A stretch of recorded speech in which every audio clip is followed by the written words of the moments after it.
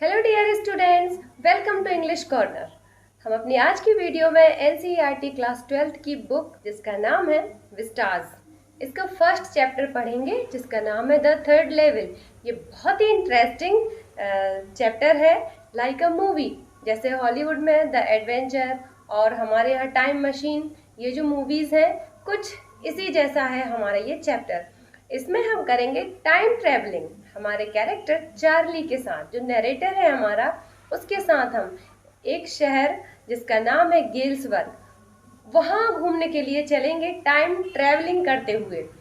वो जो शहर है वो हम लोगों के दादाजी के समय का होगा लगभग, जहाँ चारों ओर बहुत हरियाली थी, पेड़ पौधे थे, जहाँ लोगों की लाइफ स्ट्रेस में नहीं थी। उन लोगों के पास इतना टाइम रहता था कि वो लोग शाम को इवनिंग टाइम में अपने आंगनों में बैठकर बातें करते थे।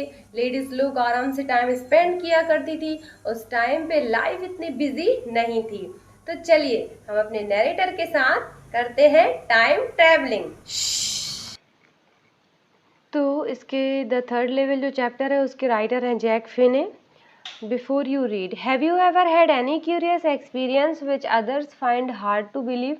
क्या आपके साथ कभी कोई ऐसा एक्सपीरियंस हुआ है, कोई ऐसी घटना हुई है जिस पर आपको जिसके बारे में लोगों को आपने बताया हो और लोगों ने आप पर विश्वास नहीं किया हो? क्या ऐसा हुआ है? तो इसके बारे में ज़रूर सोचिएगा। तो चलिए रीडिंग शुरू करते हैं। तो ये जो चैप्टर है इसका नरेटर है चार्ली। चार्ली अपने साथ जो घटना हुई है वो बता रहा है कि क्या हुआ है। तो क्या कहता है Charlie? The presidents of the New York Central and the New York, New Haven and Hartford railroads will swear on a stack of timetables that there are only two, but I say there are three because I have been on the third level of Grand Central Station. अब ये जो Charlie है वो grand central station की बात कर रहा है। तो ये जो स्टेशन क्या है, यहाँ से लोकल ट्रेन्स चलती हैं। लोकल ट्रेन मतलब जैसे जो बड़े बड़े शहर होते हैं उनमें कई स्टेशन होती हैं, क्योंकि वो बहुत बड़े होते हैं। तो लोकल में जो चलने वाली ट्रेन होती हैं वो अंडरग्राउंड चलती हैं। तो अंडरग्राउंड चलती हैं तो उनका क्या है, वो जो थोड़ी सीढ़ी चढ़ के जो नीचे की तरफ जाते हैं, फ्लोर जैसे जो रहते हैं, तो उनको लेवल बोला है यहाँ। तो राइटर कह रहा है कि आप इन स्टेशनों के ये जो नाम लिखे हैं, New York central, New York, new haven, Hartford, इनके अगर स्टेशनों के जो मुखिया हैं तो आप इनसे अगर पूछेंगे तो ये कसम खा जाएंगे, कसम खा के कहेंगे इनकी जो टाइम टेबल की जो ढेरी लगी हुई है ना, गट्ठा जो रहता है टाइम टेबल का, तो उनके ऊपर हाथ रख के, उन सभी ढेरी के ऊपर हाथ रख के ये कसम खाएंगे कि यहाँ पर केवल 2 ही लेवल है, तीसरा लेवल है ही नहीं। लेकिन मैं कहता हूँ कि ग्रैंड सेंट्रल स्टेशन पर 3 लेवल हैं, 3 फ्लोर हैं, 2 नहीं है। Yes, I have taken the obvious step. I talked to a psychiatrist friend of mine among others. हाँ, तो मैंने फिर एक जायज़ सा कदम उठाया। क्या कदम उठाया कि मैंने एक साइकियाट्रिस्ट को दिखाया। साइकियाट्रिस्ट कौन होते हैं? मनोचिकित्सक होते हैं जो दिमाग का इलाज करते हैं। तो और ये उनके फ्रेंड भी हैं। तो मेरे बहुत सारे दोस्तों में से एक है, वो एक साइकियाट्रिस्ट है, उसको मैंने दिखाया। I told him about the third level at Grand Central Station and he said it was a waking dream wish fulfillment. और मैंने जब उसे ये बताया कि मेरे साथ ऐसा ऐसा हो रहा है, मुझे ग्रांड सेंट्रल स्टेशन का 3rd फ्लोर दिखाई दे रहा है, तो उसने मुझे कहा कि ये वेकिंग ड्रीम विश फुलफिलमेंट होती है। मतलब ये क्या होता है, जब हम किसी चीज़ के बारे में जब हम अपनी वर्तमान परिस्थितियों से खुश नहीं रहते और किसी और बेटर लाइफ के बारे में सोचते हैं, चाहे हम भविष्य के बारे में सोचें चाहे भूतकाल के बारे में सोचें, तो कभी कभी हमारा दिमाग उस चीज़ को इतना ज़्यादा सोचने लगता है कि वो चीज़ हमें रियल में दिखाई देने लगती है कि हाँ मैं वहाँ पहुँच गया। जैसे अभी मैं अपनी परेशानियों से परेशान हूँ तो मैं उससे भागने की कोशिश करूँगी, तो मैं सोचने लगूँगी हाँ मैं उन चीज़ों से भाग गई, मैं तो भाग गई, तो मुझे वही ज़िंदगी दिखाई देने लगे। मैं मतलब इतना ज़्यादा हैवीली उन बातों को सोचने लगूँ कि हाँ मेरी वो परेशानी ख़त्म हो गई, अब मैं एक बेटर ज़िंदगी जी रही हूँ। तो ये होता है वेकिंग ड्रीम विश फुलफिलमेंट। तो वो इसका जो दोस्त है, जो डॉक्टर है, साइकियाट्रिस्ट है, वो क्या बताता है? He said, I was unhappy. That made my wife kind of mad. But he explained that he meant the modern world is full of insecurity, fear, war, worry, and all the rest of it, and that I just want to escape. तो इसके दोस्त ने बताया कि ये जो अभी modern world है, जो अभी का समय चल रहा है, ये असुरक्षा से, भय से, युद्ध से, डर से, चिंताओं से, इन सब चीज़ों से भरा हुआ है। तो ये जो चार्ली है, डॉक्टर कह रहा है कि तुम इन चीज़ों से भागना चाहते हो, तो इन चीज़ों से तुम मुक्ति पाना चाहते हो, इस वजह से तुम एस्केप करके कोई अच्छी बेहतर ज़िंदगी जीना चाहते हो। तो इस चीज़ को तुमने इतना ज़्यादा सोच लिया है कि तुमको ग्रैंड सेंट्रल स्टेशन का 3rd फ्लोर दिखाई देने लगा। तो मन में ये सोच रहे हो कि उस 3rd फ्लोर से मैं कुछ अच्छी जगह पहुंच जाऊंगा। ठीक, अब जब डॉक्टर ने ये बात बोली कि तुम अपनी लाइफ से खुश नहीं हो, तो जो चार्ली है, चार्ली की वाइफ क्या हो गई? पागल हो गई। पागल मतलब उसको बहुत क्रोध आया, उसको बहुत गुस्सा आया। किसके ऊपर? चार्ली के ऊपर, क्योंकि वो ये सोच रही है कि चार्ली उसकी वजह से खुश नहीं है। शायद वो चार्ली को उसकी जो हरकतें हैं या उसकी बात है या वो उसे पसंद नहीं है, इस वजह से चार्ली खुश नहीं है। तो उसकी जो वाइफ है उसको बहुत एंगर हुआ, बहुत गुस्सा आई उसको। फिर चार्ली क्या बोलता है? well, who doesn't? Everybody I know wants to escape, but they don't wander down into any 3rd level at Grand Central Station. अब चार्ली कह रहा है, लेकिन किसे नहीं है मतलब चिंता तो सभी को है, और सभी चिंताओं से मुक्ति एस्केप करना चाहते हैं, सब लोग चिंताओं से दूर होना चाहते हैं, लेकिन उन लोगों को तो 3rd लेवल दिखाई नहीं देता है ग्रैंड सेंट्रल स्टेशन पे, मुझे ही क्यों दिखाई दे रहा है? तो डॉक्टर बोलता है, but that's the reason, he said, and my friends all agreed. Doctor ने कहा कि केवल यही एक रीज़न है कि तुम्हें ग्रैंड सेंट्रल का 3rd फ्लोर दिखाई दे रहा है, और जो चार्ली के अन्य दोस्त थे उन्होंने भी इस बात में सहमति जताई कि हाँ सही कह रहा है उसका दोस्त। Everything points to it, they claimed. My stamp collecting, for example, that's a temporary refuge for reality. Well, maybe, but my grandfather didn't need any refuge from reality. Things were pretty nice and peaceful in his day, from all I hear, and he started my collection.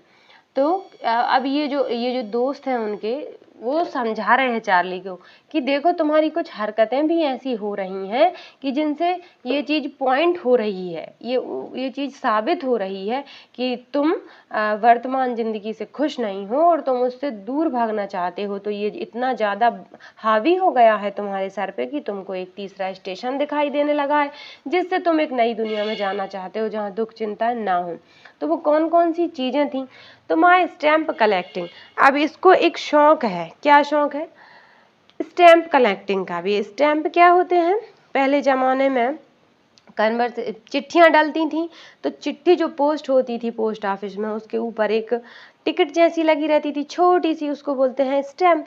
तो पहले तो TV mobile चलते ही नहीं थे, time pass के लिए यही सब शौक रहते थे कुछ लोगों के, है ना। तो लोगों को अलग अलग प्रकार के स्टैम्प को कलेक्ट करना, मतलब उनको इकट्ठे करने का शौक रहता था। तो हमारे चार्ली को भी यही शौक है। तो वो कह रहे हैं कि वो कह रहे हैं कि तुम्हारा शौक भी यही है, तुम पुरानी हिस्ट्री, पुरानी चीज़ों को इकट्ठा करते हो, जो टिकट चेंज होती हैं उनको तुम इकट्ठा करके रखते हो। तो ये चीज़ ये सिद्ध करती है कि तुम अपनी वर्तमान ज़िंदगी से खुश नहीं हो, इसलिए टेम्पररी रिफ्यूज़ करना चाहते हो, रियलिटी से, जो वास्तविकता है उससे तुम दूर भागना चाहते हो।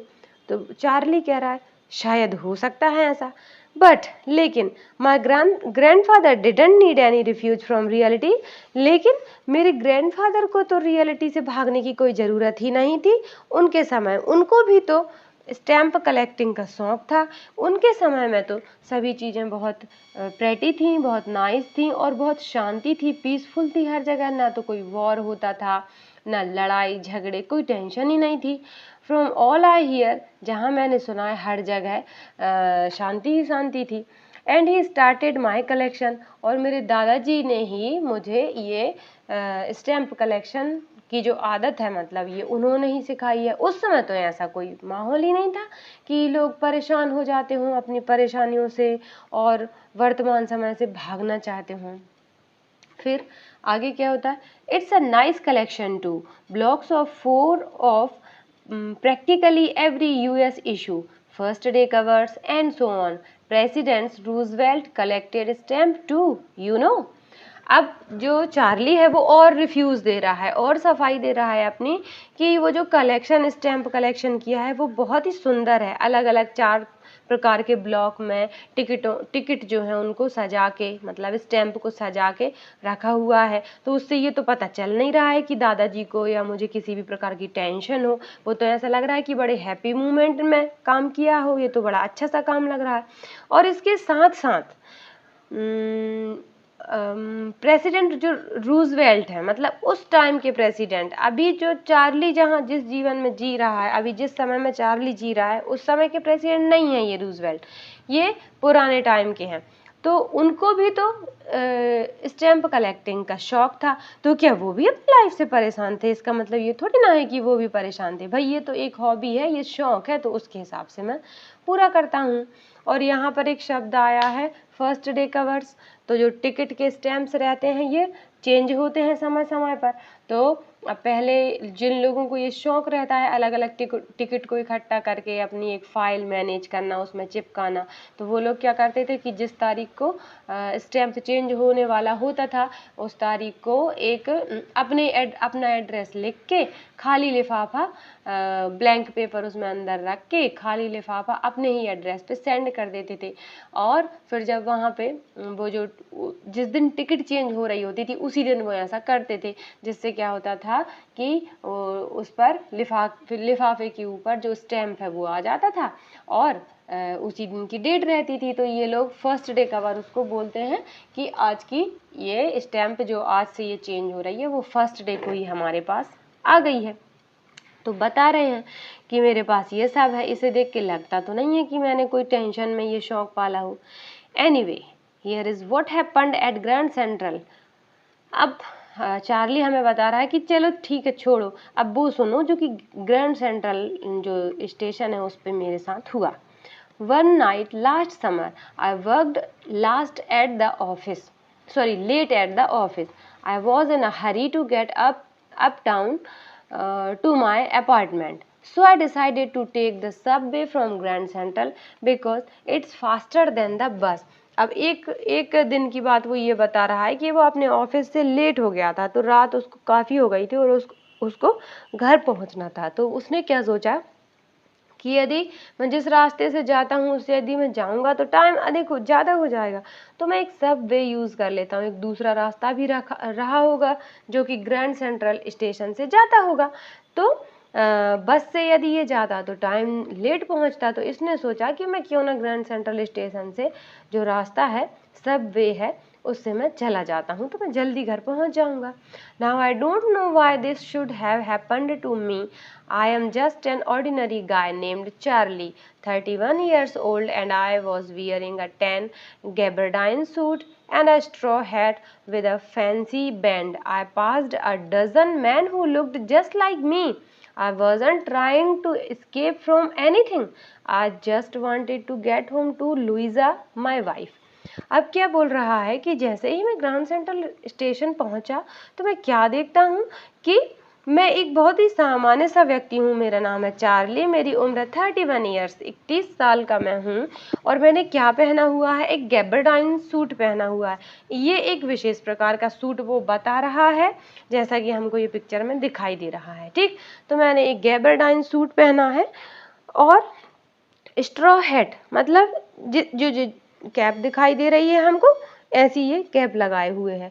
तो ये क्यों बता रहा है, ये कोट के बारे में क्यों बता रहा है, ऐसी हैट के बारे में क्यों बता रहा है? क्योंकि वर्तमान में वैसे कपड़े चल नहीं रहे हैं, ये जो कपड़े जो पहने हुए हैं ना चार्ली, ये बहुत पहले चलते थे, बहुत हिस्ट्री में चलते थे। तो इसीलिए बता रहा है कि मैं क्या देख रहा हूँ अचानक कि मैंने गैबरडाइन सूट पहना हुआ है, स्ट्रॉ हैट लगाई हुई है, फैंसी बैंड बांधा हुआ है। ये गेटअप तो पहले समय में होता था, अभी तो होता ही नहीं है। और सिर्फ मैं ही नहीं, मेरे आजू बाजू से डजन मैन, बहुत दर्जनों व्यक्ति जो मेरे ही तरह दिखाई दे रहे थे, वो लोग चल रहे थे। और and I wasn't trying to escape from anything, और मैं उन सब चीज़ों से escape करने की कोशिश नहीं कर रहा था। मतलब कुल मिला के यहाँ पर जो हमारा राइटर है वो एक अलग ही दुनिया में पहुँच गया है। मतलब अब टाइम ट्रेवलिंग कर रहा है हमारा राइटर, ये हिस्ट्री में पहुँच गया है, क्योंकि अपनी लाइफ में परेशानियों से इतना परेशान है कि वो इतना खो गया है कि वो अब वो चीज़ें देखने लगा है कि मैं ग्रैंड सेंट्रल स्टेशन से 3rd फ्लोर से किसी दूसरी ही जगह पहुंच गया हूं। और वो कौन सी जगह देख रहा है, वो पास्ट की जगह देख रहा है। दादाजी के, उसके दादाजी के समय में जैसे पीस और शांति रहती थी ना, तो वही चीज़ उसको दिखाई दे रही है, क्योंकि उन्हीं के समय में ये इस प्रकार के कपड़े चलते थे। तो वो कह रहा है कि ऐसे दर्जनों लोग थे जो ऐसे कपड़े पहने हुए थे, और वहाँ पे मैं अपनी समस्याओं से भागने की कोशिश भी नहीं कर रहा था। सिर्फ मैं ये चाह रहा था कि मैं घर चला जाऊँ जहाँ पर मेरी वाइफ है Luisa. Turned into Grand Central from Vanderbilt Avenue and went down the steps to the first level where you take trains like the 20th century. अच्छा, इसने क्या किया कि ग्रैंड सेंट्रल से इसने टर्न लिया, मोड़ लिया, और ये वेंडरबिल्ट एवेन्यू नाम की जगह है। तो उस ये डाउन स्टेप्स से, मतलब सीढ़ियों से नीचे की तरफ 1st फ्लोर की तरफ गया, जहाँ पर कौन कौन सी ट्रेन, ये जो यहाँ 20th सेंचुरी है, ये ट्रेन का नाम दिया है। तो इस प्रकार की ट्रेनें अपन पकड़ सकते हैं। ये लोकल ट्रेनें हैं जो कि अंडरग्राउंड चलती हैं। Then I walked down another flight to the second level. उसके बाद मैंने सेकेंड लेवल पे गया, फिर ये सीढ़ियों से नीचे उतरा और सेकेंड लेवल से गया। Where the suburban trains leave from, ducked into an arched doorway heading for the subway and got lost. वहाँ पर ये सब, उसके बाद इसने क्या किया, सेकेंड लेवल पे पहुंचा, जहाँ पर ये सबर्बन ट्रेन्स मिलती हैं, वहाँ से छूटती हैं, मतलब ट्रेन लीव मतलब वहाँ से प्लेटफॉर्म छोड़ती हैं। तो अभी क्या कह रहा है, कैसा कैसा इसको आर्क्ड डोरवे दिखाई दे रहा है। अभी आर्क मतलब जो धनुष का आकार होता है, ऐसा मुड़ा मुड़ा सा कुछ इस प्रकार से, इसको बोलते हैं आर्क। तो इसको वो दिखाई दे रही है। अब ये चीज़ें दिखाई दे रही हैं, मतलब ये इसके दादाजी के समय में जो डिज़ाइन चलती थी, जैसे दरवाजे बनते थे, इसको वो दिखाई दे रहा। अभी प्रेजेंट समय में जो चार्ली है, इसके टाइम में ऐसे इस प्रकार के डोरवे नहीं चल रहे हैं, तो लेकिन उस समय में ऐसे डोर चलते थे। तो बोल रहा है कि आर्क डोरवे था, और उससे मैंने सर को नीचे करते हुए मैं मतलब गया, और मैं क्या हो गया, गॉट लॉस्ट हो गया, ये गोल हो गया। That's easy to do, I have been in and out the Grand Central hundreds of time. मैं कई सौ बार गया हूँ ग्रैंड सेंट्रल स्टेशन, लेकिन ये चीज़ मैंने पहले कभी फेस नहीं करी, ये चीज़ कभी मैंने देखी ही नहीं। But I am always bumping into new doorways and stairs and corridors. अच्छा, इसके साथ क्या हो रहा है कि हर बार मैं एक नए ही प्रकार के डोरवेज में घुस जाता हूँ, नए ही प्रकार के की मुझे सीढ़ियाँ दिखाई दे रही हैं, नए ही प्रकार के मतलब कॉरिडोर्स दिखाई दे रहे हैं। कॉरिडोर्स मतलब दोनों तरफ जब दीवारें होती हैं और बीच में से कोई रास्ता होता है, तो वो कॉरिडोर्स बोलते हैं। तो इसको नए नए प्रकार के कॉरिडोर्स दिखाई दे रहे हैं। Once I got into a tunnel about a mile long and came out in the lobby of the Roosevelt hotel. एक बार तो क्या हुआ, मैं कहाँ निकल गया, उन्हीं स्टेयर्स से मैं गया, और मैं कहाँ निकल गया, एक टनल में निकल गया, जो कि 1 मील दूर खुली। और कहाँ जाके खुलती है वो, रूजवेल्ट होटल, रूजवेल्ट नाम की एक होटल है, तो वही वहाँ जाके खुली। Another time I came up in an office building on 46th Street 3 blocks away. अब एक बार मैं गया तो कहाँ गया, 46 स्ट्रीट नाम की ये जगह है, उस बिल्डिंग में मैं जाके निकली, मतलब वो रास्ता। तो अब ये सब चीज़ें इसको दिखाई दे। ऐसा तो संभव है नहीं कि आप एक जगह से जाओ तो कभी आप कहीं निकल जाओ, कभी आप कहीं निकल जाओ, ऐसा संभव है नहीं। इसका मतलब जो चार्ली है वो दिमागी रूप से बहुत परेशान है, उसके दिमाग में इतनी ज़्यादा टेंशन है कि वो इन चीज़ों से दूर भागना चाह रहा है। तो वो क्या कर रहा है कि बहुत कुछ सोच रहा है कि मैं अब यहाँ पहुँच जाऊँगा, मैं वहाँ पहुँच जाऊँगा। तो वो चीज़ उसके साथ उसको दिखाई दे रही है कि मेरे साथ ये चीज़ें हो रही हैं। Sometimes I think Grand Central is growing like a tree, pushing out new corridors and staircases like roots. अब चार्ली क्या कर रहा था कि कह रहा है कि कभी कभी तो मुझे ऐसा लगता है कि ये जो ग्रैंड सेंट्रल स्टेशन है ना, ये जो पेड़ की जड़ें होती हैं उनकी तरह फैल रहा है। यहाँ पे अपन को ट्री भी बताया हुआ है, ये जो ट्री है इसकी जो जड़ें हैं इस तरीके से ऐसे फैल जाती हैं ना नीचे। तो कह रहा है चार्ली कि मुझे कभी कभी तो ऐसा लगता है कि ग्रैंड सेंट्रल स्टेशन पेड़ की जड़ों की तरह अपनी रूट्स को फैला रहा है, जो कि अलग अलग कॉरिडोर्स और अलग अलग सीढ़ियों से निकलता है। There is probably a long tunnel that nobody knows about, feeling its way under the city right now, on its way of Times Square and maybe another to Central Park. अच्छा, कभी कभी क्या करा है, देयर इज प्रोबेबली, शायद मुझे संभावना है कि कभी ये टनल, कोई भी व्यक्ति जानता नहीं होगा कि ये टनल कभी हो सकता है कि अभी यहाँ खुली है तो कभी टाइम्स स्क्वायर नाम की जो जगह है उस रास्ते पे जाके खुल जाए। कभी हो सकता है मे बी ऐसा संभव है कि ये सेंट्रल पार्क नाम की जो जगह है वहाँ पे खुल जाए। And maybe because for so many people through the years Grand Central has been an exit, a way of escape. Maybe that's how the tunnel I got into, but I never told any psychiatrist friend about that idea. अब ये क्या बोल रहा है, देखो इसके दिमाग में मतलब कितना ज़्यादा वर्तमान स्थितियों से भागने की पड़ी है इसको। कह रहा है कि मेरे जैसे और भी कई लोग होंगे जिन्होंने ग्रैंड सेंट्रल जो रेलवे स्टेशन है उसके उसी रास्ते का, उसके उसी वे का यूज़ करके इस दुनिया से वो मतलब ये जो दुनिया की टेंशन है ना उससे एस्केप किया होगा, उससे भागे होंगे। मेरी तरह ऐसे कई लोग होंगे जिन्होंने इस टनल का यूज़ किया होगा और वो एक बढ़िया नई दुनिया में चले गए होंगे जिसमें कोई टेंशन नहीं है, कोई वॉर नहीं है, कोई वरी नहीं है। तो ऐसा ये सोच रहा है। लेकिन but I never told my psychiatrist friend about that idea, लेकिन ये जो आइडिया मेरे बारे में मुझे अपने दिमाग में आया है, इसके बारे में मैंने अपने दोस्त जो कि साइकियाट्रिस्ट है, मनोचिकित्सक है, उससे नहीं कहा। क्यों नहीं कहा? इसलिए नहीं कहा क्योंकि अभी वो फिर समझाता कि नहीं ये तुम्हारी गलतफहमी है, ऐसा तो होता ही नहीं है। The corridor I was in began angling left and slanting downwards, and I thought that was wrong, but I kept on walking. All I could hear was the empty sound of my own footstep, and I didn't pass a soul. अच्छा, अभी जिस corridor में हमारे writer अभी घुस गया है, चल रहा है, तो वो थोड़ा लेफ्ट की तरफ एंगल कर रहा है और थोड़ा सा नीचे की तरफ जा रहा है।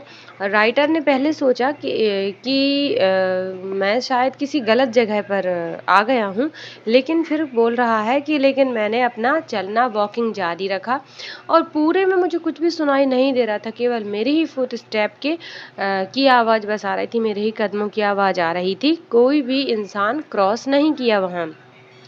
Then I heard that sort of hollow roar. I hate that means open space and people talking. उसके बाद नरेटर को सुनाई देता है कि कुछ लोग वहाँ पर बात कर रहे हैं और उनका साउंड उसको सुनाई दे रहा था, इको कर रहा था। The tunnel turned sharp left. I was down a short flight of stairs and came out on the third level of Grand Central Station. और उसके बाद जो टनल है वो एकदम लेफ्ट की तरफ टर्न हो गई, मुड़ गई, वहाँ ख़त्म हो गई और एक झटके में ही, एक शॉट में ही जो हमारे नरेटर हैं वो सीढ़ियों से कहाँ पहुँच गए, थर्ड लेवल पर, ग्रैंड सेंट्रल स्टेशन के थर्ड लेवल पर पहुँच गए। For just a moment I thought I was back on the second level, but I saw the rooms was smaller, there were fewer ticket windows and train gates, and the information booth in the center was wood and old looking. थोड़ी देर के लिए, एक पल के लिए तो writer को क्या लगा कि वो वापस से सेकंड लेवल पर आ गए हैं, सेकंड फ्लोर पर आ गए हैं। लेकिन वो क्या देखते हैं कि नहीं नहीं, ये सेकंड फ्लोर तो नहीं है, क्योंकि सेकंड फ्लोर की अपेक्षा यहाँ पर जो रूम्स हैं, जो टिकट का विंडोज़ हैं, वो रूम्स छोटे हैं, टिकट विंडोज़ कम है, ट्रेनों में गेट भी कम है, और इंफॉर्मेशन बूथ, सूचना पटल जो रहता है, उसका जो सेंटर है, जो केंद्र है, वो लकड़ी का बना हुआ है और ओल्ड लुकिंग लग रहा है। ऐसा तो सेकंड फ्लोर पर नहीं है। मतलब राइटर को लग रहा है कि नहीं नहीं, ये मैं सेकंड फ्लोर पर नहीं आया। And the man in the booth wore a green eyeshade and long black sleeve protectors. अच्छा, और जो वहाँ आदमी बैठा हुआ था बूथ पर, उसने ग्रीन कलर के आई शेड लगाए हुए थे। जो ग्रीन, ये इस प्रकार के आई शेड तो पुराने ज़माने में चलते थे, चार्ली के दादाजी के ज़माने में चला करते थे, तो वो पहने हुए थे वो। और स्लीव्स कैसी थी, स्लीव प्रोटेक्टर पहने हुए थे। ये भी पहले के समय में चलते थे, अभी नहीं चलते हैं। और क्या चेंज देख रहा है Charlie? The lights were dim and short of flickering. और वहाँ पर जो लाइट जल रही थी वो बहुत डिम थी, बहुत मंद मंद थी, और वो फ्लिकर भी कर रही थी, जैसे मोमबत्ती की या चिमनी की लौ जो बुझाती है उसे फ्लिकरिंग बोलते हैं। तो वैसी फ्लिकर भी कर रही थी। देन आई सॉ वाई, तो फिर मैंने देखा कि ऐसे वो क्यों कर रही है लाइट। दे वर ओपन फ्लेम गैस लाइट्स, क्योंकि वो लाइट्स नहीं थी, ये जो लाइट्स हम लोगों के समय में अभी चल रही, ये नहीं थे, बल्ब नहीं थे, वो ओपन फ्लेम गैस लाइट्स थी। मतलब चिमनी कह सकते हैं, गैस से जलने वाली लाइट थी वो। तो इस वजह से वो इस तरीके से जल रही थी। इसका मतलब ये है कि चार्ली पुराने समय में पहुंच गया है। There were brass spittoons on the floor, and across the station a glint of lights caught my eye. A man was pulling a gold watch from his waist pocket. अच्छा, उसके बाद राइटर है, जो नरेटर है हमारा Charlie, वो पूरी चीज़ें पुराने ज़माने की देख रहा है। ब्रास एक धातु होती है, उसका स्पिटून्स रखा है, मतलब थूकदान, जिसमें कि पान वगैरह खा के थूकते थे। तो जो पुराने ज़माने में ब्रास का स्पिटून्स चलता था, वो रखा हुआ था फ्लोर पर। Across the station a glint of light caught my eye. और राइटर जब ये सब चीज़ें देख रहा था तो क्या देखता है कि कुछ लाइट सी आकर उसकी आंखों पर कुछ चमक सी पड़ी, कुछ लाइट सी पड़ी। तो उस तरफ जब राइटर ने देखा तो क्या देख रहा है? A man was pulling a gold watch from his vest pocket. He snapped open the cover, glanced at his watch and frowned. क्या देखता है कि एक आदमी अपनी बनियान की पॉकेट से, अपने अंदर की बनियान, कोट के अंदर जो पहने हुए था, तो उससे एक घड़ी निकालता है। कैसी घड़ी? जो पहले के ज़माने में चलती थी, बांधने वाली घड़ी नहीं। वो उन घड़ियों में ढक्कन लगा होता था और वो गोल्डन कलर की ही रहती थी। उस ढक्कन को खोल के टाइम देख के फिर से रख लिया जाता था अपनी जेब में। तो उसने अपनी वेस्ट की बनियान की जेब से वो घड़ी निकाली, टाइम देखा और उसे रख लिया। और he wore a derby hat, a black 4-button suit with tiny lapels, and he had a big black handlebar mustache. अच्छा, उसका वो अभी उस आदमी का जो गेटअप है उसका बता रहे हैं राइटर कि उसने एक डर्बी हैट पहनी हुई थी। ये हैट जो पहले ज़माने में चलती थी। ब्लैक 4-बटन सूट, जो सूट पहना था काले रंग का, वो 4-बटन सूट था जो पहले चलता था। विद टिनी लेपल्स, उसमें छोटी छोटी लेपल्स बनी होती थी, मतलब जो कोट रहता है उसमें यहाँ लेपल्स बने होते हैं। तो वो टिनी लेपल्स जो इसके दादाजी के ज़माने में चला करती थी वो पहने हुए थे। And he had a big black handlebar mustache, उसकी जो मूछें थी बड़ी बड़ी काले रंग की। हैंडल बार का मतलब पहले जो मूछें ऐसी सीधी रहती हैं और फिर ऐसी मुड़ जाती हैं, तो उस ऊपर की तरफ मुड़ जाती हैं जो, तो उस टाइप की मूछें जो पहले चला करती थी वो उसने वो थी उसके फेस पे। Then I looked around and I saw that everyone in the station was dressed like 1890 something. उसके बाद मैंने पूरी स्टेशन पे देखा और मैंने क्या क्या देखा कि सभी लोग ऐसे कपड़े पहने हैं जो 1890 के दशक में पहने जाते थे, लगभग उस टाइम के ज़माने के कपड़े पहने हैं। I never saw so many beards, sideburns and fancy moustaches in my life. और मैंने अपनी ज़िंदगी में कह रहे हैं कि मैंने इससे पहले अपने समय में ऐसे इतनी फैंसी इस तरीके की बियर्ड दाढ़ी, इतनी बड़ी बड़ी इस तरीके की फैंसी दाढ़ी नहीं देखी। साइड बर्न मतलब जो कलम होती हैं, बाजू से जो बाल निकलते हैं जेंट्स लोग उनको थोड़ा बढ़ाते हैं जो, तो वो जो कलम बोलते हैं उसको अपने यहाँ, तो ऐसी कलम भी नहीं देखी, फैंसी मुस्टैक्स भी नहीं देखी, इतनी ज़्यादा मतलब सब लोग मूछें रखे हुए हैं, इस तरीके की मूछें नहीं देखी मैंने अपनी पूरी ज़िंदगी में। A woman walked in through the train gate. She wore a dress with leg of mutton sleeves and skirts to the top of her high bottomed shoes. तो अब उसके बाद ट्रेन आई, तो ट्रेन के गेट से एक औरत निकल के आई है। उसने क्या ड्रेस पहनी हुई है, मतलब उसने पुराने ज़माने की जो उस टाइम पे चला करती थी 1890 की के समय में चला करती थी, वैसी ड्रेस पहने हुए है। उसकी जो आस्तीन है, वो जो ड्रेस जो आस्तीन पहने हुए है, तो उसकी लेग ऑफ मटन स्लीव्स है। अब यहाँ मटन का मतलब कोई वो नहीं है कि कोई नॉन वेज की बात हो रही है, मतलब जैसे जो नॉन वेज खाते हैं वो लोग समझते होंगे कि जो तंगड़ी होती है ना, तो एक साइड से थोड़ी फूली होती है और बाकी का हिस्सा पतला होता है, तंगड़ी जो होती है वो, तो उस प्रकार की स्लीव्स थी उसकी। मतलब अब अगर अपनी भाषा में बोलें तो बलून स्लीव्स थी। बलून स्लीव्स समझते हो, जो यहाँ पे फूली रहती हैं, जैसे गोपी आस्तीन भी बोला करते हैं, तो उस प्रकार की उसकी आस्तीन थी, लेकिन वो बहुत अधिक फूली थी, है ना। अब थोड़ा कम बलून चल रहा है, उस टाइम पे बहुत ज़्यादा फूली रहती थी यहाँ आस्तीन के यहाँ, तो वैसी वाली स्लीव्स पहने हुए थे। और उसका जो स्कर्ट्स था to the top of her high button shoes. उसके जो शूज़ थे वो कैसे थे, कभी देखे हो शायद, पहले चला करते थे, बरसात में पहने जाते थे जो शूज़, वो यहाँ बहुत ऊंचे होते थे, कीचड़ न लगे, उस टाइप से जो उसकी थी वो सैंडल्स, उस टाइप से उसके शूज़ थे। बैक और उसके वो शूज़ उसके स्कर्ट तक कवर कर रहे थे, मतलब उसके पैर को, बहुत बड़े बड़े शूज़ थे। Back of her, out on the track, I caught a glimpse of a locomotive, a very small Carrier and Ives locomotive with a funnel-shaped stack, and then I knew. अच्छा, उस औरत के पीछे क्या देखते हैं कि जो ट्रेन खड़ी थी उसका जो इंजन था वो कैसा था, वो बहुत पुराने ज़माने का था, लोकोमोटिव था। उसका जो इंजन था वो बहुत ही स्मॉल था, और उसकी उसके ऊपर क्या लिखा था, कंपनी का नाम लिखा था जिसने बनाया था, करियर एंड आइव्स। तो ये भी बहुत पुरानी कंपनी है, ये चार्ली के समय में नहीं चलती, उसके दादाजी के समय की रही होगी। और with a funnel shaped stack, और उसके ऊपर क्या, चिमनी बनी हुई थी, चिमनी लगी हुई थी। मतलब ये जो ट्रेन है ये पुराने ज़माने की ट्रेन थी जो पहले चिमनी से चला करती थी। तो वो फनल देख रहा है, तो वो समझ गया अब कि मैं अपने अब टाइम ट्रेवल करके पुराने ज़माने में आ गया हूँ। अब समझ में तो राइटर को आ गया कि मैं टाइम ट्रेवल करके पहले के समय में पहुंच गया हूं, लेकिन फिर भी श्योर करने के लिए क्या किया, to make sure I walked over a newsboy and glanced at the stack of papers at his feet.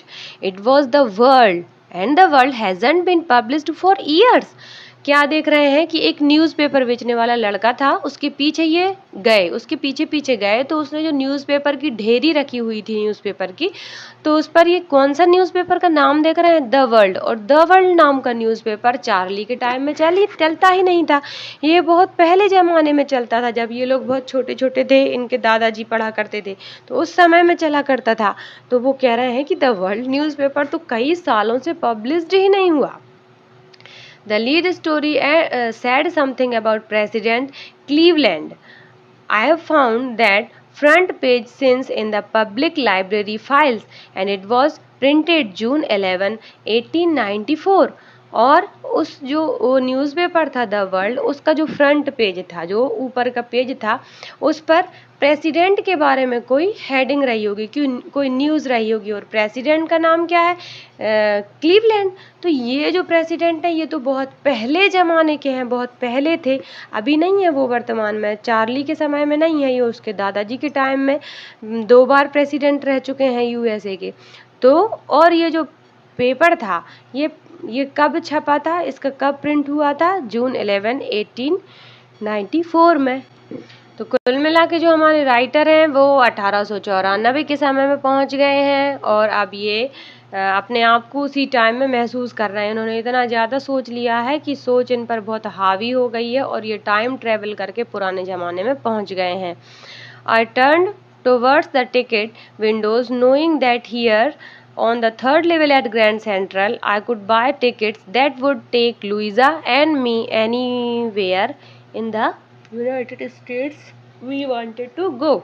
तो अब नरेटर सोच रहे हैं कि अब मैं क्यों ना टिकट विंडो की तरफ जाऊं और मैं मेरे लिए और लुइजा के लिए 2 टिकट खरीद लूं और मैं यूएसए के किसी भी जगह की टिकट खरीद लूं जहां मुझे जाना होगा। मतलब अब वो पूरा विश्वास कर रहे हैं कि मैं थर्ड लेवल पर पहुंच गया हूं, ऐसी दुनिया में पहुंच गया हूं जहां ये वार और अशांति ये सब चीज़ नहीं है, बहुत पीसफुल लाइफ है वहाँ।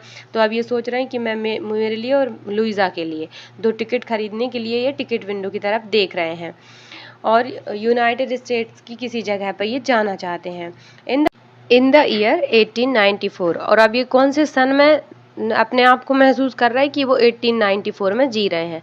And I wanted 2 tickets to Galesburg Illinois. ये इलिनॉइस नाम की जगह पर एक गेल्सबर्ग नाम का शहर है, वहाँ की ये 2 टिकट चाह रहे हैं। Have you ever been there? It's a wonderful town still, with big old frame houses, huge lawns, and tremendous trees whose branches meet overhead and roof the street. अब ये कह रहे हैं कि क्या आपने कभी गेल्सबर्ग शहर देखा है? वो अभी उसका वर्णन कर रहा है। ये बहुत अच्छा शहर है, बहुत अच्छा टाउन है अभी भी। बिग ओल्ड फ्रेम्स हाउसेज हैं, पुराने ज़माने के पुराने फ्रेम वाले हाउस घर हैं यहाँ पर, और बड़े बड़े लोगों के घर में लॉन्स हैं, आंगन है। And tremendous trees whose branches, और बहुत सुंदर सुंदर अजीब अजीब प्रकार के ट्रीज हैं यहाँ। उनकी ब्रांचेज जो हैं वो रोड के आजू बाजू जो ट्रीज लगे होते हैं उनकी ब्रांचें एक दूसरे से मिल रही हैं। ओवर उसकी शाखा उस पेड़ के ऊपर चढ़ गई है तो उसके ऊपर, तो ये जो बहुत ही सुंदर दृश्य है, मतलब नेचुरल जो सीनरी है वो दिखा रहे हैं अब यहाँ narrator. And roofs and street, और वो जो पेड़ बड़े बड़े हैं उनके जो शाखाएं हैं वो छतों पर और गलियों पर भी फैली हुई हैं।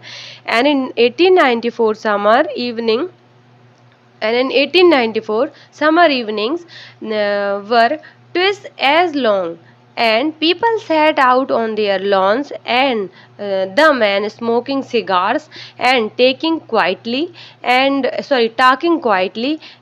the women waving palm leaf fans in a peaceful world.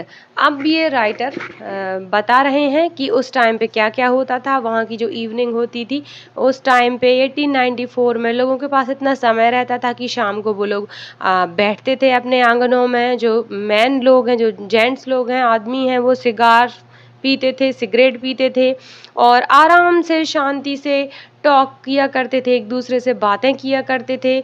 मतलब कुल मिला के अब ये बता रहा है कि अभी के समय में लोगों को एक दूसरे से बात करने का टाइम ही नहीं है, एक दूसरे से लोग लड़ झगड़ रहे हैं। लेकिन पहले के समय में इतना टाइम था कि वो एक दूसरे से शांति से बात किया करते थे, क्वाइटली।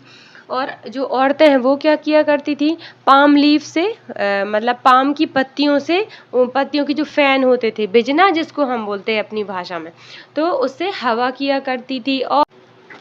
और इनके और क्या था, इनके आसपास ये हवा करती थी और इनके आसपास जुगनू फायर फ्लाइज घूमती रहती थी। इन अ पीसफुल वर्ल्ड, वो कितनी शांतिमय दुनिया थी, कितनी शांति थी उस दुनिया में। To be back 3 with the first world war still 20 years off, और फर्स्ट वो कितना अच्छा समय था। अभी तो फर्स्ट वर्ल्ड वॉर को आने में 20 साल थे, सेकेंड वर्ल्ड वॉर को आने में 40 साल थे। I wanted 2 tickets for that, ऐसी जगह पर जाने के लिए मुझे 2 टिकट चाहिए है। कुल मिला के राइटर बस यही बता रहे हैं कि जो वॉर नहीं हुआ था उस समय की लाइफ कितनी शांतिमय थी, कितनी खुश मिजाज थी, सब कुछ कितना बढ़िया था। The clerk figured the fare. He glanced at my fancy headband, but he figured the fare, and I had enough for 2 coach tickets one way. और जब क्लर्क से पूछा नरेटर ने कि मतलब हमको वहाँ जाने की, गेल्सबर्ग जाने की 2 टिकट चाहिए, तो उसने काउंट करके 2 टिकट के लिए काउंट करके फेयर बताया, किराया बताया, और उसने इसके हैट की तरफ, इसका जो हैट बैंड था उस कैप की तरफ भी देखा, क्योंकि उस ज़माने में वैसी कैप नहीं चलती थी, तो उसको बड़ा आश्चर्य हो रहा था कि ये इतनी फैंसी कैप ये कहाँ से ले आया। But when I counted out the money and looked up, the clerk was staring at me. और लेकिन जैसे ही मैंने अपने मतलब पैसे निकाले और उसको टिकट के लिए दिए, तो क्लर्क ने इसकी तरफ घूरा। क्यों घूरा होगा? क्योंकि ये जो पैसे रखे थे वो तो आज के समय के हिसाब से थे, और अभी ये तो चल रहा है 1894 में। तो क्लर्क ने ऐसे नोडिंग किया, मतलब नोडेड किया, सिर को हिलाया, जब मना करते हैं तो सिर को हिलाते हैं, तो सिर को हिलाया। That I and money mister, he said, and if you are trying to skid me, you won't get very far. And he glanced at the cash drawer beside him. उसने क्या बोला कि ये तुम्हारे पैसे हैं, मतलब उसको आश्चर्य हुआ कि ये कहाँ के नकली पैसे ले आया, क्योंकि जो चार्ली के पास रुपए थे उस समय के, वो करेंसी तो अभी चल ही नहीं रही है, करेंसी तो चेंज हो गई है। तुम मुझे मूर्ख बनाने की कोशिश कर रहे हो, यदि तुम ऐसा कर रहे हो तो तुम ज़्यादा दूर नहीं जा पाओगे।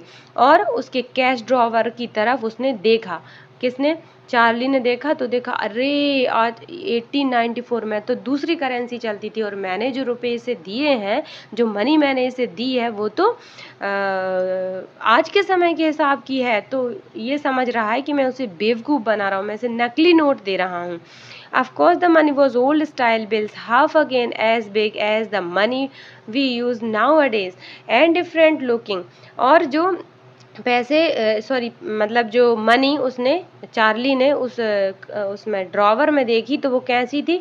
जैसे अभी चलते थे, जैसी मनी, जैसे नोट अभी चलते थे उसका आधा नोट था वो, मतलब वैसे जो नोट उस समय में 1894 में चलते थे उसका बता रहा है चार्ली, कि इस प्रकार के नोट थे जो अभी चल रहे हैं उससे काफ़ी छोटे थे और डिफरेंट लुकिंग भी थे, अलग दिखाई दे रहे थे। और turn away and got out fast, और मैं तुरंत वहाँ से मुड़ा और मैंने दौड़ लगाई। There is nothing nice about jail even in 1894, और जेल जाने से तो अच्छा है कि मैं वहाँ से दौड़ लगा दूँ, वहाँ से भाग जाऊँ, चाहे वो 1894 हो, चाहे वो आज का समय हो, कभी कभी समय हो, जेल तो जेल ही होता है, जेल तो बुरा ही लगेगा। और फिर जब यदि मैं जेल पहुँच जाऊँगा तो उससे बुरा कुछ भी नहीं है, ना ही वो गेल्सबर्ग, ना ही कुछ भी मुझे अच्छा लगेगा। तो जेल से भागने के लिए हमारे चार्ली ने वहाँ से दौड़ लगा दी। And that was that I left the same way I came I suppose, और जिस रास्ते से मैं गया था उसी रास्ते से मैं दौड़ के वापस आ गया। Next day during lunch hour I drew $300 out of the bank, nearly all we had, and bought old style currency. That really worried my psychiatrist friend. अगले दिन क्या किया इसने कि इसके ऑफिस के पास में एक बैंक थी, जहाँ पर ये गया लंच आवर में, जब लंच चल रहा था उस समय ये गया और अपने मतलब जो अभी जो करेंसी चल रही थी वर्तमान में उसका इसने एक्सचेंज किया, कुछ प्रीमियम देके एक्सचेंज किए, कुछ डॉलर को पुरानी करेंसी में चेंज कराया। और ये सब चीज़ें जब उसने अपने दोस्त सैम को, जो साइकियाट्रिस्ट भी है, उसको बताया, तो उसे बहुत चिंता हुई उस दोस्त को। You can buy old money at almost any coin dealer, but you have to pay a premium. आप ओल्ड मनी प्राप्त कर सकते हैं किसी को कॉइन डीलर से, लेकिन आपको कुछ उसका प्रीमियम देना पड़ता है। My $300 bought less than 200 in old style bills, but I didn't care. Eggs were 13 cents a dozen in 1894. अब बता रहा है कि हमें अभी की तुलना में वो जो डीलर है वो कुछ कमीशन भी काटता है, तो वो कम देता है। $300 के उसने $200 ही दिए हैं, लेकिन बोल रहा है कि इस बात की मुझे कोई चिंता नहीं है, क्योंकि 1894 में तो हर चीज़ सस्ती मिलती थी, एग्स भी सस्ते मिलते थे।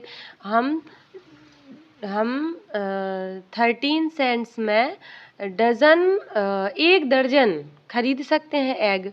तो ये बता रहा है कुल मिला के कि उस समय पे चीज़ें सस्ती मिलती थी, तो इसलिए मुझे इस बात का कुछ दुख नहीं हुआ कि उसने $300 के $200 ही दिए। But I have never again found the corridor that leads to the third level at the Grand Central station. लेकिन अब चार्ली के साथ क्या हो रहा है कि उसको वो कॉरिडोर जिससे वो थर्ड लेवल पे गया था उस दिन, अब वो वापस मिल ही नहीं रहा है ग्रैंड सेंट्रल स्टेशन पे। Although I have tried often enough, इसने बहुत ट्राई किया, बहुत कोशिश की कि मैं उसे ढूंढूं, लेकिन इसे वो मिल ही नहीं रहा है। Luisa when Louisa was pretty worried when I told her all this and didn't want to me look for the third level anymore, and after a while I stopped.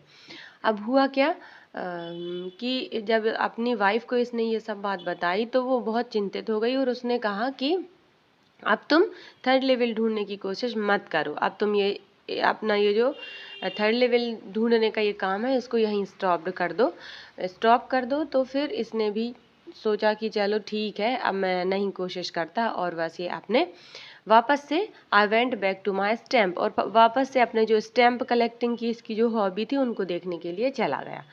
But now we are both looking every weekend because now we have prove the third level is still there. लेकिन अब चूंकि इसने ये घटना अपनी wife को बताई और अब ये मानने को तैयार ही नहीं था, तो अब इसकी वाइफ भी इसके साथ एवरी वीकेंड पे, सप्ताह के एंड पे, ये थर्ड लेवल का वो कॉरिडोर ढूंढने के लिए जाने लगे। थर्ड लेवल ढूंढने के लिए ग्रैंड सेंट्रल स्टेशन दोनों जन जाने लगे। अब इसकी वाइफ भी इसके साथ जाने लगी। My friend Sam Weiner disappeared. Nobody knew where, but I sort of suspected because Sam's a city boy, and I used to tell him about Galesburg. I went to school there, and he always said he liked the sound of the place, and that's where he is all right in 1894. अब हुआ क्या कि इसका जो दोस्त है, जो psychiatrist है जिसका नाम सैम है, वो डिसअपियर हो गया, वो कहीं गायब हो गया, किसी को पता ही नहीं कि वो कहाँ चला गया। और लेकिन जो हमारा राइटर है, जो हमारा नरेटर है, वो उसको कुछ शक हुआ। क्या शक हुआ कि कहीं सैम भी गेल्सबर्ग तो नहीं पहुंच गया, क्योंकि क्योंकि ये जो सैम को अपने दोस्त को बातें बताया करता था गेल्सबर्ग की, तो ये बोलता था कि गेल्सबर्ग एक बहुत अच्छा शहर है, मुझे वहाँ का साउंड बहुत पसंद है। तो हमारे नरेटर को शक हो रहा है कि कहीं वो 1894 में तो नहीं पहुँच गया, कहीं उसको थर्ड लेवल का वो कॉरिडोर तो नहीं मिल गया, थर्ड लेवल तो नहीं मिल गया जहाँ पे वो पहुँच गया हो। Because one night fussing with my stamp collection I found, क्योंकि एक दिन जब मैं अपने स्टैम्प कलेक्शन के साथ टाइम पास कर रहा था, उनको देख रहा था, तो मुझे क्या मिला। Well do you know what a first day cover is, क्या आपको पता है फर्स्ट डे कवर क्या होता है। फर्स्ट डे कवर वही जो बताया था कि जब चिट्ठियों की टिकट चेंज होती थी, तो जिस दिन टिकट चेंज होती थी, तो जो लोग स्टैम्प कलेक्टिंग की हॉबी को पसंद करते हैं, तो वो लोग अपने ही घर के पते पे एक खाली लिफाफा डाल देते थे, जिससे कि उस पे स्टैम्प लग जाए, और जो फर्स्ट डे जिस दिन भी वो स्टैम्प चेंज हुआ है उस दिन का स्टैम्प उनके पास कलेक्शन में हो जाए। तो इसको कुछ फर्स्ट डे कवर मिला। कैसा है देखते हैं आगे। When a new stamp is issued, stamp collectors buy some and we use them to mail envelopes to themselves on the very first day of sale, and the postmark proves the date. अच्छा, ये वही बताया है कि first day cover होता क्या है। तो फर्स्ट डे कवर यही होता है कि जब वो स्टैम्प चेंज होता है, तो जिस डेट को चेंज होता है, तो एक ब्लैंक एनवेलप अपने ही घर के पते पे छोड़ देते हैं ये लोग, जो इस स्टैम्प कलेक्टिंग के शौकीन होते हैं, और वो जो स्टैम्प उस पे लगता है वो ये चीज़ प्रूव करता है कि उस पे डेट भी रहती है कि आज ही के दिन हमने इस स्टैम्प को कलेक्ट किया है, और फिर इनको वो सेव करके रखते हैं आगे तक। ऐसे बहुत सारे स्टैम्प हो जाते हैं उनके पास। The envelope is called a first day cover. There were never opened. You just put blank paper in the envelope. और वो जो एनवेलप जो रहता है उसको फर्स्ट डे कवर बोलते हैं, और उसको ओपन नहीं करते ये लोग, उसके अंदर एक ब्लैंक पेपर रख देते हैं एनवेलप के अंदर. That night, among my oldest first day covers, I found one that shouldn't have been there. अच्छा, उस रात क्या हुआ कि जब ये अपने स्टैम्प को देख रहा था तो उसे एक ऐसा स्टैम्प कवर मिला जिसे इसने पहले कभी नहीं खोला था. मतलब दादाजी के समय से ये लोग इकट्ठा करते थे स्टैम्प को, तो ये सभी अपने स्टैम्प कवर्स को देख चुका था, लेकिन उस रात उसे एक ऐसा स्टैम्प मिला जिसे इसने पहले कभी नहीं खोला था. But there it was there because someone had mailed it to my grandfather at his home in Galesburg. That's what the address on the envelope said. और जो वो एनवेलप इसे मिला उस पे कहाँ का एड्रेस डला हुआ था? गेल्सबर्ग का एड्रेस डला था, और इसके दादाजी के घर का एड्रेस डला था. उनके घर पे किसी ने उसको मेल किया रहा है, पर उसे अभी तक खोला नहीं गया है, किसी ने उसे खोला नहीं गया है. That's what the address in the envelope said, and it had been there since July 18, 1894. और उस पर डेट क्या डली है? जुलाई 18, 1894. The postmark showed that, और पोस्ट मार्क ऐसा बता रहा है. पोस्ट मार्क जो था उसमें ये डेट डली थी. Yet I didn't remember it at all. लेकिन फिर मुझे इस चिट्ठी के बारे में कुछ याद क्यों नहीं है? The stamp was a 6-cent dull brown with a picture of President Garfield. अच्छा, उसमें वो जो स्टैम्प है वो 6 सेंट का है, 6 सेंट का है, और उसका जो कलर है वो ब्राउन है, डल है, थोड़ा डल ब्राउन जो पहले चला करते थे. विद अ पिक्चर ऑफ, और प्रेसिडेंट गेरफील्ड की उसमें फोटो लगी हुई है. Naturally, when the envelope came to Granddad in the mail, it went right into his collection and stayed there till I took it out and opened it.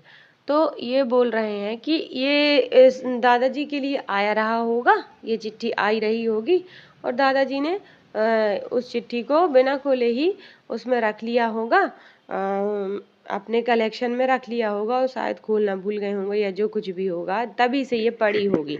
तो अब writer बोल रहा है कि till I took it out and opened it, और फिर अब वो इसको खोलने की कोशिश कर रहा है जब से वो खुली नहीं है. The paper inside wasn't blank, it read. लेकिन होना क्या चाहिए था? यदि वो स्टैम्प कलेक्शन के लिए होगा, यदि वो चिट्ठी स्टैम्प कलेक्टिंग के लिए होगी तो फिर उसके अंदर ब्लैंक पेपर होना चाहिए. लेकिन होता क्या है, वो जो चिट्ठी थी वो ब्लैंक नहीं थी, उसके अंदर ब्लैंक पेपर नहीं था, उसके अंदर कुछ लिखा हुआ था. क्या लिखा हुआ था? वो एनवेलप खाली नहीं निकला. देखते हैं अंदर क्या लिखा हुआ है. तो अंदर यहाँ पर जिसने भी चिट्ठी भेजी है ये उसका एड्रेस लिखा हुआ है, 941 विलार्ड्स स्ट्रीट, गेल्सबर्ग, इलियंस, जुलाई 18, 1894. मतलब ये जुलाई 18 और 1894 में तो लिखा है, और ये एड्रेस लिखा हुआ है जिसने भेजा है. अब लेकिन ये किसके नाम है? देखो यहाँ पे चार्ली. ये जो चिट्ठी है ये उनके दादाजी के नाम की नहीं है, ये चार्ली के नाम से है. I got to wishing that you were right. पहले मैं ये विश कर रहा था कि काश तुम सही रहो. Then I got to believing you were right. लेकिन उसके बाद मुझे यकीन हो गया कि तुम सही थे. And Charlie, it's true. हाँ चार्ली, ये सही है. I found the third level. मैंने थर्ड लेवल फाउंड कर लिया है, मुझे थर्ड लेवल मिल गया है. I have been here 2 weeks. और मैं पिछले 2 सप्ताहों से यहाँ पर हूँ. And right now down the street at the dailies someone is playing a piano. अब क्या बोल रहा है? और अभी फ़िलहाल में मैं डेलीज नाम की जगह है उसकी गली में हूँ, वहाँ पर हूँ अभी राइट नाउ, और कोई यहाँ पियानो बजा रहा है. And they were all out on the front porch singing seeing Nellie home. और कुछ लोग वहाँ पे क्या कर रहे हैं? सामने इसके खड़े हुए हैं, और ये कोई सॉन्ग होगा, सीइंग नेली होम. तो वो गा रहे हैं पोर्च के सामने। And I am invited over for lemonade, और किसी के यहाँ पे ये नींबू पानी पीने के लिए इनवाइट भी है। Come on back Charlie and Luisa, Charlie और लुइजा तुम लोग वापस आ जाओ। Keep looking till you find the third level, तब तक थर्ड लेवल को ढूंढते रहो जब तक कि तुम्हें वो मिल ना जाए। It's worth it, believe me, और यदि वो तुम्हें मिल जाएगा तो ये बहुत ही फ़ायदे की बात होगी। The note is signed Sam, और उस नोट पे, उस चिट्ठी पे सिग्नेचर किसके थे? सैम के। सैम कौन है? वही जो साइकियाट्रिस्ट फ्रेंड जो हमारे राइटर का है, तो उसके उसमें सिग्नेचर है। तो देखो, चार्ली डॉक्टर के पास अपनी बीमारी को ठीक करने गया था। अब यहाँ पे हमारे चैप्टर ने एक नया ही मोड़ लिया है। अब हमारा जो साइकियाट्रिस्ट जो फ्रेंड है चार्ली का, और जो डॉक्टर है, वो खुद ही वहाँ पहुँच गया है। अभी इसमें क्लियर नहीं है कि ये सिर्फ ये सपना देख रहा है या मतलब ये रियलिटी है। At the stamp and the coin store I go to, I found out that Sam bought $800 worth of old style currency।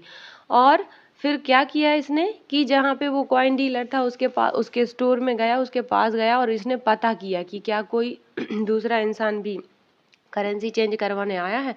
तो इसको पता चलता है कि $800 को चेंज कराया था सैम ने। That ought to set him up in a nice little hay, feed and grain business. He always said that's what he really wished he could do, and he certainly can't go back to his old business। क्या बोल रहा है कि इतने पैसे में तो Sam ने वहाँ पे उसका बिजनेस भी खड़ा कर दिया होगा। कौन सा वाला? ग्रेन और हे को, मतलब जो चारा रहता है ना, सूखा चारा और गीला चारा और अनाज को बेचने का बिजनेस जो उस समय में चलता था। 1890 में ये जी रहा है ना, तो उस टाइम पे यही बिजनेस चला करते थे।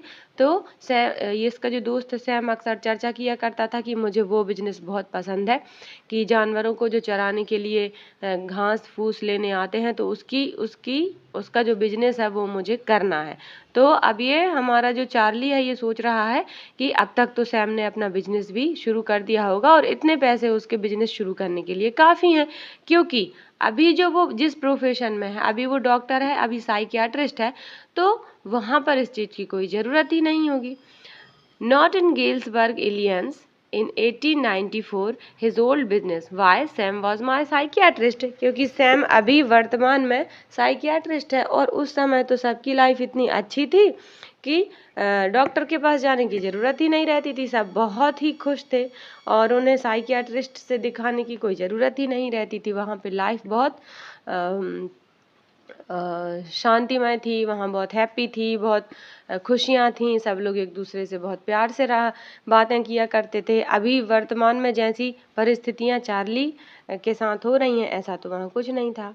तो ये यहाँ पे चैप्टर एंड होता है। यहाँ पे एक सस्पेंस छोड़ दिया है राइटर ने कि क्या वास्तव में उसका साइकियाट्रिस्ट फ्रेंड पहुँच गया है गेल्सबर्ग, या सिर्फ चार्ली सपना देख रहा है। तो हमने देखा, पहले हमें लगा था कि हमारे चार्ली का जो दोस्त है सैम, वो उसकी बीमारी को ठीक कर देगा, वो उसको समझाएगा कि ऐसा कुछ नहीं होता है। लेकिन यहाँ तो कुछ उल्टा ही हो गया। हमारे चार्ली ने ही उसके साइकियाट्रिस्ट दोस्त को वहाँ पे घुमा दिया जहाँ पे वो खुद घूम के आया था। तो यहाँ पे हमारा चैप्टर एंड होता है, लेकिन यहाँ ये चीज़ क्लियर नहीं है कि ये वास्तव में कुछ उसकी बीमारी थी, ये उसके स्ट्रेस की वजह से हुआ है, या फिर ये बात कोई रियलिटी है। और यहाँ ये भी चीज़ क्लियर नहीं है कि सैम वास्तव में गेल्सबर्ग गया है, या फिर चार्ली फिर से कोई सपना देख रहा है, फिर से स्ट्रेस में चला गया है और इतना ज़्यादा सोचने लगा है गेल्सबर्ग के बारे में कि उसे लग रहा है कि मेरा जो फ्रेंड है सैम, जिसके साथ मैं बचपन में पढ़ा था, वो गेल्सबर्ग चला गया हो। खैर जो भी हो, this was just a story, so I hope you enjoyed it. मिलते हैं अपनी अगली वीडियो में। Till then, good bye.